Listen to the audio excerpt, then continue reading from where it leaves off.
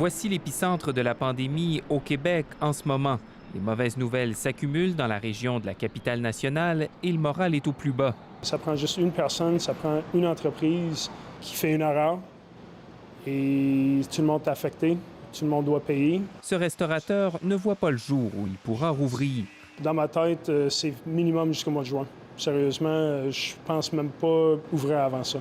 Le premier ministre annonce déjà que les mesures d'urgence spéciales seront prolongées jusqu'au 18 avril, inclusivement à Québec, Gatineau et dans Chaudière-Appalaches. Je trouve ça juste plate que ça continue à monter. On a actuellement affaire à un variant qui est plus contagieux, plus vicieux que jamais, et il faut être plus prudent que jamais. Puis je comprends, tout le monde est tanné après un an, là. 436 cas ont été recensés ces dernières 24 heures dans la capitale nationale, un sommet depuis le début de la pandémie.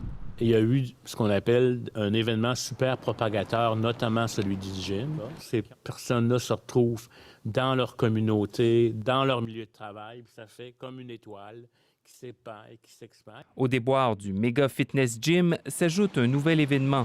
La santé publique a procédé à la fermeture d'un concessionnaire automobile à la suite d'une éclosion responsable d'au moins 12 cas. Ah bien, j'ai mon voyage. Non, je ne le savais pas du tout.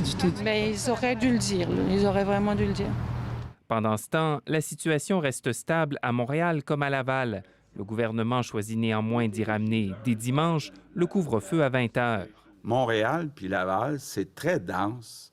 Ça veut dire que si ça commence à exploser, là, ça pourrait rapidement créer des gros problèmes dans nos hôpitaux. Bien des experts jugent inévitable une dégradation de la situation dans la métropole. Je pense que ce n'est qu'une question de temps. Il faut se rappeler, lors de la deuxième vague à l'automne, ça avait commencé par des régions qui n'avaient pas été très touchées lors de la première vague. Alors moi, je pense qu'on va assister au même phénomène. Tout ça pour vous dire que je comprends les Québécois. Critiqué de toutes parts pour ses décisions contradictoires des dernières semaines, le premier ministre a voulu remettre les pendules à l'heure. En bout de ligne, c'est nous, c'est moi là, qui va décider. Donc, ce que je veux dire par là, c'est que je m'assume, là, si quelqu'un n'est pas content au Québec, bien, il y a une personne à blâmer, c'est moi. Le gouvernement est inquiet et les nouvelles projections d'hospitalisation n'ont rien de rassurant.